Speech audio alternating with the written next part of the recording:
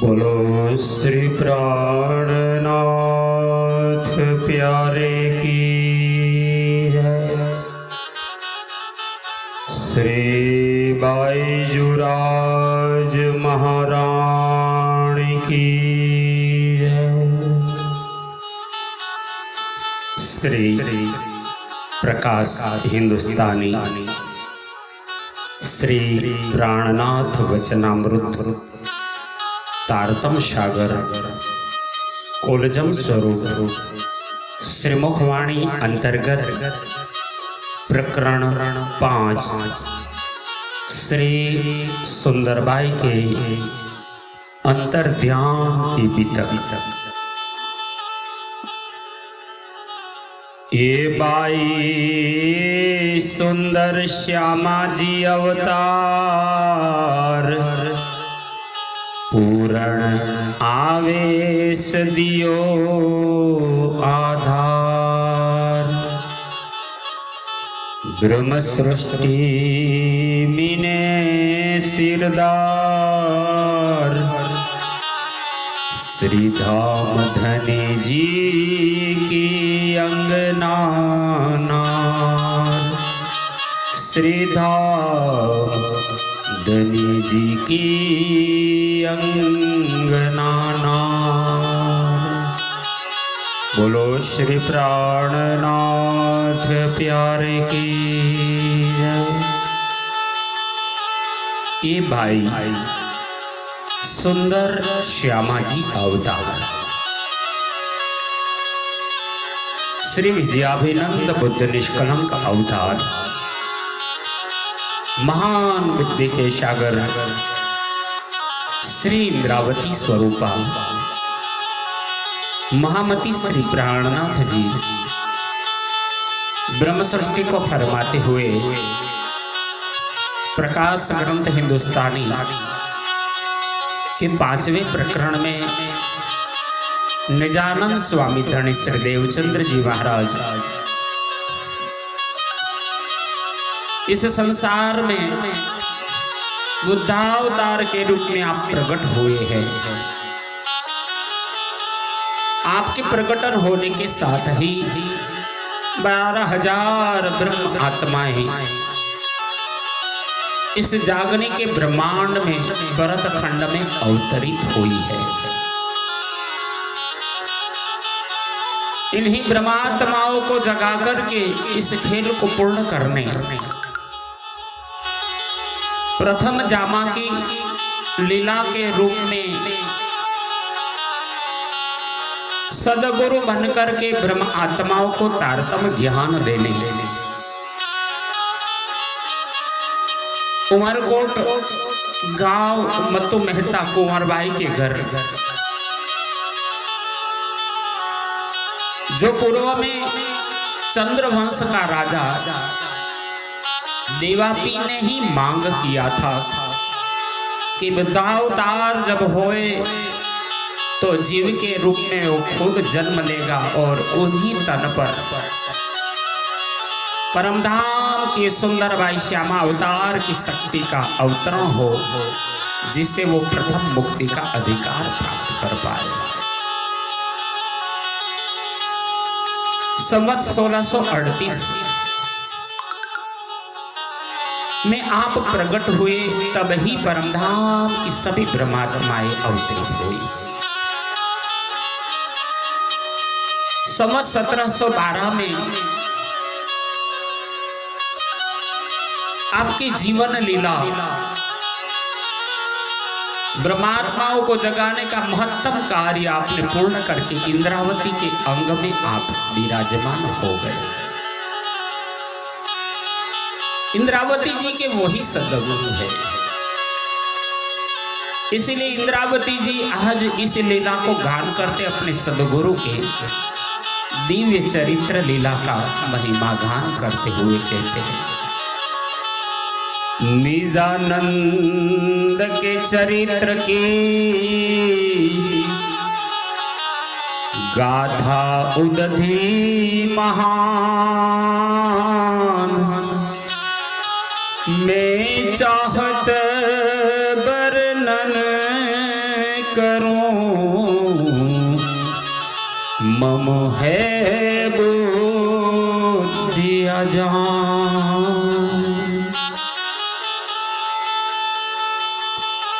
अनेक अलंकारों की भाषा से वर्णन करते हुए सदगुरु की महिमा का गान करते हुए इंद्रावती जी ने कहा, जितनी धरती है सभी का कागज करो। इन धरती पर पेड़ पौधों जितने भी इसकी सब की कलम बनाओ और इस संसार में सातों सागर इनकी स्याही बनाकर मेरे सदगुरु का अगर मैं गुण लिखने की कामना करूं तो भी मैं नहीं लिख पाती। इसी प्रकार श्री इंद्रावती जो महान बुद्धि के सागर है, इस ग्रंथ में ब्रह्मात्माओं को सदगुरु का महिमा बताते हुए कहते हैं, श्री सुंदरबाई की महिमा अपार है। पूर्ण आवेश दियो आधार, क्योंकि वे श्यामा महारानी जी के साक्षात अवतार है। उन्हें पूर्ण ब्रह्म परमात्मा ने अपनी पूर्ण शक्ति, सच्चिदानंद स्वरूप की पूर्ण शक्ति, परमधाम का नूर, ईसक, इलम और ईमान प्रदान किया है। ब्रह्म सृष्टि मीने सिरदार, श्रीधाम धनी की अंगनाना। ये हमारी सुंदरबाई श्यामा अवतार, वो परमधाम में भी ब्रह्म सृष्टियों में शिरोमणि, बड़ी बड़ी सबकी सिरदार है। और विशेषता ये है कि ये धाम धनी की अंगना है, अर्धांगिनी। कई खेल किए ब्रह्म सृष्ट कारण, धनी दया पूरन अति घन। हमारे प्राण प्रीतम प्राण वल्लभ धाम दुल्हा धाम धनी बड़े दयालु, दया के सागर है। उन्होंने ब्रह्म सृष्टि के कारण कई प्रकार के खेल किए, ब्रज में, रास में और अब ये तीसरे जागने के ब्रह्मांड। अनेक वचन सइयों को कहे, पर निंद आड़े कछु हृदय ना रहे। हमारी बड़ी रूप श्यामा महारानी ने तीनों ब्रह्मांडों में ब्रह्मात्माओं को अनेक प्रकार के वचन सइयों को कहे, परंतु निंद्रा के कारण कोई भी वचन हमारे हृदय में नहीं रह सके। मोहरूपी निंद्रा के आवरण के कारण हम माया में लिप्त रहे, मूल स्वरूप को याद ही नहीं कर पाए। तब अनेक बेर कही, नींद पेड़ की आड़े भई। हमारे धामधनी सदगुरु बनकर के जब प्रकट हुए, उन्होंने परमधाम की ब्रह्मात्माओं को जगाने के लिए तब अभी अनेक विधि से शास्त्रों के प्रमाण, दृष्टांत, कभी कटु वचन कह करके हमको समझाया, परंतु पेड़ यानी कि हमारा मूल घर परमधाम, जहां से हम आए, जब संसार नहीं था तब भी परमधाम था। इसीलिए इस वाणी में पेड़ लिखा है। पेड़ मतलब हमारा मूल घर परमधाम। इसे जानने समझने में हमारा अज्ञान निंद्रा आड़ी हो गई। भी अनेक दिए दृष्टांत, पर साथ पकड़ के बैठा स्वांत। हमारे धामधनी ने फिर भी अनेक दृष्टांत देकर के परमधाम का याद दिलवाने के लिए अनेक प्रकार के वचन तारतम्य से कहा, किंतु सुंदर साथ ऐसे शांत स्वभाव में बैठे हैं जिनको संसार में सदा ही रहना है, कभी मूलगर परमधाम में जाना ही नहीं है, ऐसे शांति पकड़कर बैठा रहा है। तब अनेक धन्य किए उपाय, पर स्वभाव हमारा क्यों ये न जाए। धामधनी ने हमें जगाने के लिए अनेक उपाय किए, परंतु हमारा स्वभाव किसी प्रकार नहीं गया।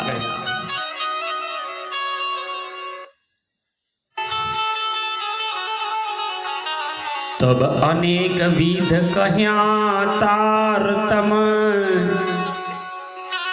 पर तो भी अपना न गया भरम। तब अनेक प्रकार से तारतम द्वारा समझाया, परंतु फिर भी हमारा भ्रम दूर नहीं हुआ।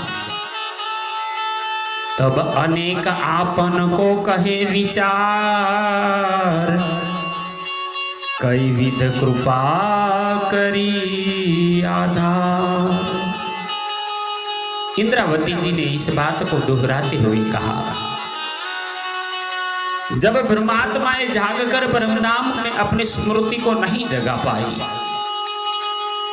तब कई प्रकार से कृपा करके धनी ने हमें अनेक मत मतांतरों के विचार समझाए। तब अनेक पखे समझाए सही, तो भी कशो टाकी लागी नहीं। शास्त्र पुराण साधु संत महात्माओं की वाणी की साक्षी देकर भी समझाया, तब भी कुछ चोट न लगी। सब परमात्मा को ऐसी माया में लुप्त हो गई है। तब बंद बांधे अनेक प्रकार, तो भी भई सूधन सार। जब तरह तरह से अनेक वचन धनी ने कहे, तो भी हमें सुधी वो खबर नहीं आई, हम अपने मूल स्वरूप को नहीं पहचान पाए। अनेक सनंधे कह रहे, पख 25 आपन को कहे। इंद्रावती जी कहते हैं, हमारे धामधनी सदगुरु ने रोए रोए के जब अनेक तरह से कह करके हार गए, तब परमधाम के 25 पक्षों का वर्णन कर हमें समझाया। सो विषय कर रहे आपन, नींद ना गई जागे माहे सुपन। हमारे धाम धनी बिलखते रहे, कलपते रहे, रोते रहे, सुनाते रहे, पर उन वचनों को सुनकर भी हम सहन कर रह गए, किंतु हमारी आंखों पर से नींद नहीं गई। स्वप्न में ही जागते रहे, तो भी धनी की बहुत तक दया, अखंड ब्रज का सुख सब कह्या। फिर भी धनी की हम पर बहुत दया है कि अखंड ब्रज के सभी सुख हमसे कहे। 11 वर्ष और 52 दिन तक जो जो लीलाएं हमारे साथ प्रियतम ने की, वो सुनाए सुनाए करके हमारी स्मृति को स्मरण कराते रहे, याद दिलाते रहे। भीवर न्याखंड रास, पहले फेरे के 2 किए प्रकाश। आप महान बुद्धि के सागर इंद्रावती जी ने सुंदर साथ जी से फरमाते हुए कहा, हमारे धाम धनी ने जगाने की अनेक कोशिश की और अखंड रास का भी वर्णन किया, अर्थात प्रथम बार ब्रज व रास दोनों फेरों का प्रकाश जाहिर किया। रास अखंड रात रोशन, ब्रज लीला अखंड रात दिन। रास जो केवल रात्रि की लीला है, अखंड हुई, एवं ब्रज की दिन व रात दोनों की लीलाएं अखंड हुई। दोनों में ब्रह्म लीला भई, दोनों में ब्रह्म आत्माएं ने अपने प्रियतम प्राणनाथ के साथ इस लीला को खेला है। दो जुदी लीला कही अखंड, तीसरी अखंड लीला ये ब्रह्मांड। हमारे सदगुरु जी ने इस प्रकार ब्रज व रास की दोनों लीलाओं को अखंड बताकर इस तीसरे ब्रह्मांड की इस महान जागने लीला को भी अखंड होने को कहा है। किए तारतम्य मन वांछे काम, भी देखाया सुख अखंड धाम। इस तरह तारतम्य से हमारे सभी मानवांछित काम धनी ने पूर्ण किए, साथ साथ अखंड धाम के सुख भी दिखाए। इस संसार के तो सुख दिए ही दिए, फिर परम धाम का अखंड सुख भी दर्शा दिया। दया धनी की है अति घन, कई विध सुख लिए सयन। इंद्रावती जी ने अपने सदगुरु का महिमा गान करते कहा, इस प्रकार सदगुरु धनी की अत्यंत कृपा हुई, जिससे ब्रह्म प्रियाओं ने कई प्रकार से धनी के अखंड सुखों को प्राप्त किया। सेवा करी धन पाइए पहचान धनी, शोभा साथ में लई अति घनी। एवं धनबाई की वासना जो निजानंद संप्रदाय के प्रथम सुंदर साथ है, प्रथम जागनी जिनकी हुई है, ऐसे महान क्षत्रिय लोहाना ठाकुर वंश के श्री गांगजी भाई, जिन्होंने तो सदगुरु धनी को पहचान कर ऐसी सेवा की जिससे उन्हें सुंदर साथ के बीच में अत्यंत शोभा मिली। साथ सोहेत कियो अपार, धन धन धन बाई को अवतार। इंद्रावती जी अपने निजानंद स्वामी धनी देवचंद्र जी की महिमा गान करते हुए, यही हमारे सदगुरु ने 313 ब्रह्मात्माओं को पहचान करके जगाया था, पर इनमें सब में सिरमौर थी धनबाई की वासना। गांगजी भाई ठाकुर जो लोहाना जाति के थे, इन्होंने सदगुरु की ही नहीं साथ की भी बड़ी सेवा की। गांगजी भाई ने सुंदर साथ से भी बहुत प्यार किया। ऐसी धनबाई की वासना गांगजी भाई को बारंबार धन्य धन्य है, एक इतिहास गवाह है। कछु लहर लागी संसार, नादई गिरने खड़ी राखी आधार। यद्यपि उनको धर्म पत्नी की प्रकृति के कारण कुछ संसार की लहरें लगी, परंतु धनी ने उनको पथभ्रष्ट न होने से बचा लिया। इतिहासकार लिखते हैं गांधी भाई की धर्म पत्नी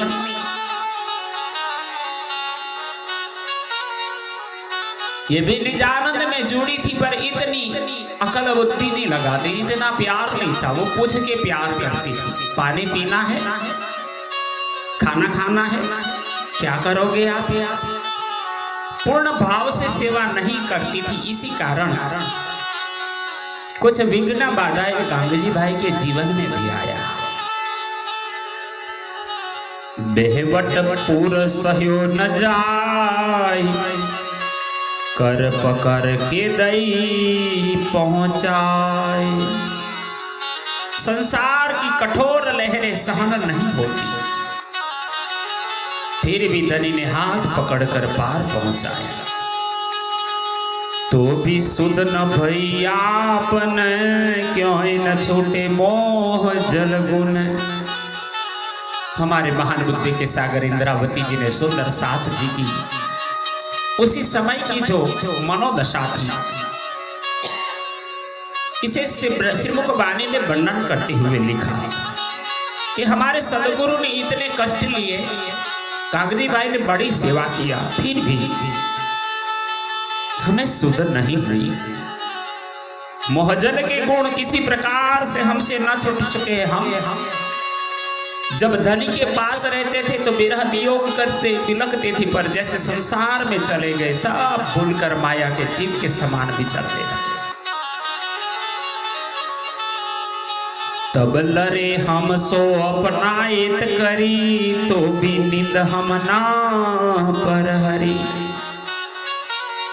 तब हमारे धाम धनी सदगुरु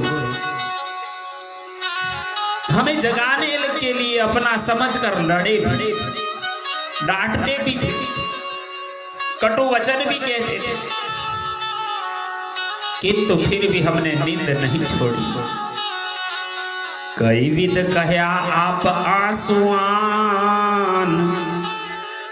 पर इन समय हमको सूध न शाम। हमारे निजानंद स्वामी सदगुरु ने कई प्रकार के स्वयं आंसू बहाकर समझाया और तरह तरह से कहा, लेकिन उस समय हमको उनके स्वरूप की सुध न हो सकी, हम नहीं पहचान पाए। सिर्फ एक गुरु के रूप में मानते रहे, वही धामधनी थी, वो नहीं जान पाए।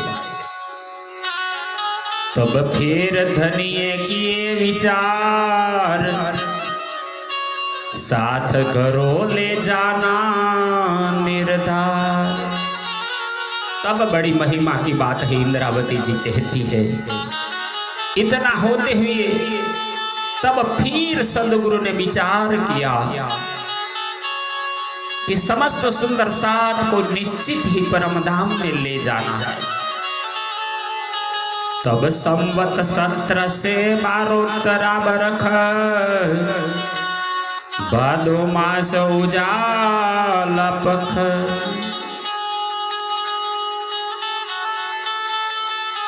जब सभी आत्माओं को परम धाम ही ले जाने की कामना लेकर आने वाले हमारे सदगुरु जब अपनी जीवन लीला पूर्ण करने का समय आया, इन्होंने हमारे लौकिक शरीर छोड़ने का समय आ गया है जाहिर कर दिया। बालबाई को बोल दिया, मैं धाम दरवाजे ना बैठ सकूं, ठाड़ी इंद्रावती करे रुदन, बुलाओ मेहराज को, अब मैं संसार में नहीं रह सकता। पुकारते रहे। तब संवत 1712 की साल में भादो मास शुक्ल पक्ष में चतुर्दशी बुधवारी भई, सनंद सर्वे श्री बिहारी जी को कही। उस महान पवित्र दिन हमारे बुद्धावतार निजानंद स्वामी धनी देवचंद्र जी की लीला का अंतिम चरण, अंतिम दिन था। भादो मास उजाला पक्ष की चतुर्दशी और बुधवार के दिन आपने सब साथ के जागरूक होने के वृतांत को बलिभाग के अपने पुत्र बिहारी जी को भी समझाया मध्य रात पीछे किया परियान, बिहारी जी को सुध भई कछु जान। और मध्य रात्रि के पश्चात आपने संसार को छोड़ा। तब श्री बिहारी जी को उक्त लीला की कुछ पहचान हो सकी। जब तक सदगुरु थे तो पिता के भाव से मानते रहे,